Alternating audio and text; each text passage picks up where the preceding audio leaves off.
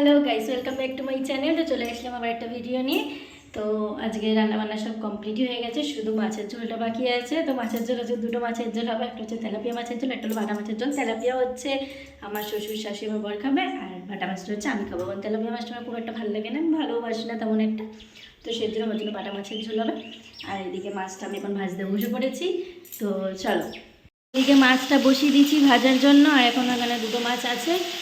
তো এই সাইডে দেখো সব কেটে রেখে দিয়েছে। এই যে আলু আর হচ্ছে ঝিঙে দিয়ে হচ্ছে তেলাপিয়া মাছের ঝোলটা হবে। দেখো একেবারে ভেবেছিলাম ভেজে তারপর মশলাটা কষাবো, কিন্তু না, আগেই এটা ভেজে নিয়ে এর মধ্যেই মশলাটা দিয়ে একেবারে কষিয়ে নেবো, নইলে অনেকটা দেরি হয়ে যাবে। আজকে এমনিতেও অনেকটা লেট হয়ে গেছে রান্না বসাতে, তো সেই জন্যই আর কি। আর তার মধ্যে বেলাও হয়ে গেছে অনেক, যে রান্নাটা বেশি দেরি হয়, তারপরে আবার একটা মাছের ঝোল করবো। তো বাটা মাছের ঝোল আমার একটা তাড়াতাড়ি হয়ে যাবে, আমার একটা দেরি হয় না। সেটা একটু যা ভালো দিতে একটু টাইম লাগছে। এটা একেবারে ভেজে এখান দিয়ে মাছের আলুটা তুলে দেবো, এখন মানে শর্টে ছেড়ে দেবো অনেক মানে।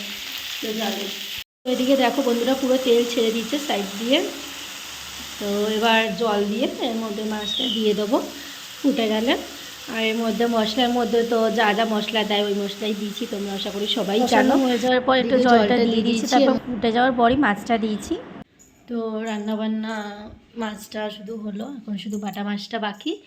বাটা মাছটা হলেই হয়ে যাবে। তো বাটা মাছের রেসিপিটা আমি তোমাদের শেয়ার করব, আমি যেভাবে খাই আর কি।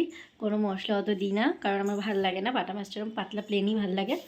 তো বাটা মাছটা আমি শিখেছি হচ্ছে আমার এক মাসির কাছ থেকে।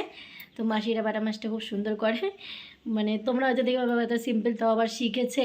তো আমি রান্নাবান্না কিছুই পারতাম না, শুধুমাত্র ম্যাগি ছাড়া, চাউমিন ছাড়া, চা ছাড়া, চাটুকুনিও ভালো করে পারতাম না। এখন যে খুব ভালো পারি সেটাও না, মোটামুটি খাওয়ার মতন পারি। আর এই চাউমিন, ডিম ভাজা, আলু ভাজা এইসব ছাড়া কিছুই পারতাম না। তো এখন মোটামুটি যেটুকুনি শিখেছি, মানে কেউ আসলে রান্না করে খাওয়ার মতন যে খাওয়াতে পারবো। তো রান্নাবান্না শিখেছি বলতে গেলে আমি এখানে শ্বশুরবাড়িতে এসেই রান্নাবান্না শিখেছি আমার শাশুড়ির থেকে। তাও কীরকম কী রান্না করি অতটা ভালো আমি জানি না, তোমরা হয়তো খেলে কখনো তোমরা আসলে তো অবশ্যই বুঝতে পারবে যে কীরকম রান্না করি। আমি জানি অতটাও নিশ্চয়ই ভালো হয় না, তা যেটুকুনি হয় সেইটুকুনি নিশ্চয়ই খেতে পারবে। আর তো চলো দেখতে থাকো। তো এইদিকে রান্নাবান্না সব কমপ্লিট হয়ে গেছে, চলো তোমাদের দেখাচ্ছি। তার লাইটটা ধরিনি, নাহলে অন্ধকার হয়ে গেছে। এমনিতেই মেঘলা মেঘলা ওয়েদার, তো সেই জন্যই আর কি। যা বাবা, কারেন্টও চলে গেছে। তো চলো তোমাদের একেবারে এমনি দেখাচ্ছি ফ্ল্যাশ লাইটে। তো চলো, যে দেখো এটা হচ্ছে আমি বাটা মাছের ঝোল করেছি, আর এইদিকে করেছি হচ্ছে ওই তেলাপিয়া মাছের ঝোল।